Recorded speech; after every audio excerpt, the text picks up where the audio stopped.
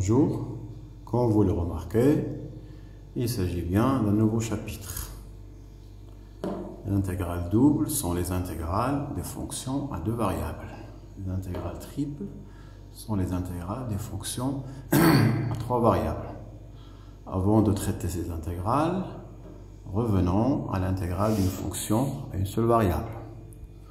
Au semestre S1, on a vu que si f est une fonction continue sur un intervalle AB, alors l'aire de la région assurée, c'est-à-dire la région délimitée par la droite d'équation x égale à A, la droite d'équation x égale à B, l'axe des x et la courbe de f, l'aire de cette région est égale à l'intégrale de f entre A et B. Donc on voit bien qu'il y a un lien entre la notion de surface et la notion d'intégrale. Alors, supposons maintenant que f est une fonction à deux variables x, y. Et imaginons la région ou le domaine délimité en haut par le graphe de f, c'est-à-dire la surface d'équation z égale à f de x, y, en bas par le plan d'équation z égale à 0, de ce côté par le plan d'équation x égale à a, là le plan d'équation y égale à p, le plan d'équation y égale à 0 et le plan d'équation x égale à 0. Alors, dans ce cas aussi, le volume de ce domaine est en liaison avec l'intégrale de f. C'est ce qu'on va voir dans la suite de ce chapitre.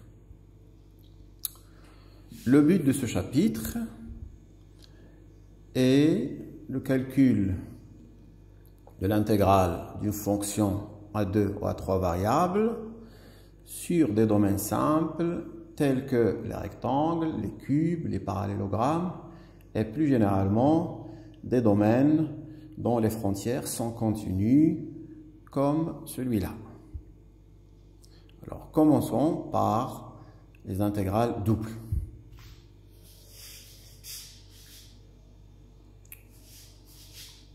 Là, on commence par le cas le plus simple, c'est-à-dire l'intégrale d'une fonction à deux variables sur un rectangle. Alors, expliquons ce que c'est un rectangle. Si A et B sont de nombres réels tels que A inférieur strictement à B, C et D de nombres réels avec C inférieur strictement à D, alors le rectangle simple AB croix CD et l'ensemble des couples XY tels que la variable X est comprise entre A et B, la variable Y est comprise entre C et D. Si vous voulez, voilà le schéma du rectangle simple AB croix CD. Alors maintenant, si f est une fonction définie sur D, sur ce rectangle, fonction à deux variables, fonction continue, alors par définition, l'intégrale de f sur ce rectangle, qu'on note comme ça, on met le symbole de D en bas, l'expression de f au milieu, et la dx dy, c'est une notation. L'intégrale de f sur ce rectangle est le nombre réel i qui se calcule de la manière suivante. On intègre d'abord par rapport à y tout en regardant x comme une constante. On intègre entre la borne c et d. On trouve une expression qui dépend de x, seulement de x. Ensuite, on intègre cette expression par rapport à dx entre les bornes a et b. Je répète, on intègre d'abord par rapport à y, ensuite on intègre par rapport à x.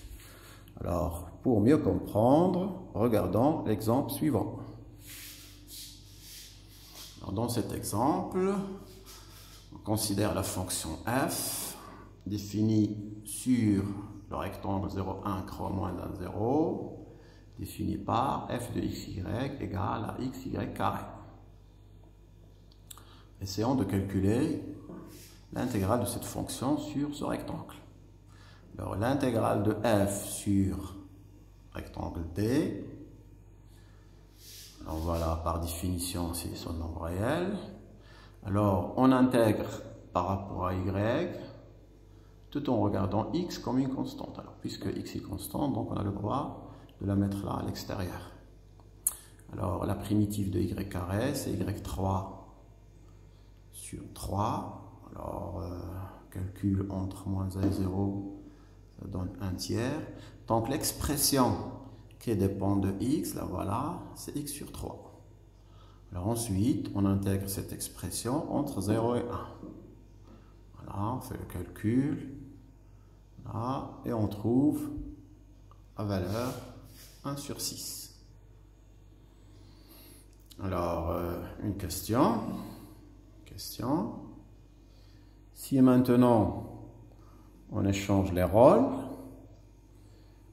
c'est-à-dire, on commence d'abord par rapport à x, on intègre par rapport à x, ensuite on intègre par rapport à y. Alors la question, est-ce qu'on trouverait la même valeur?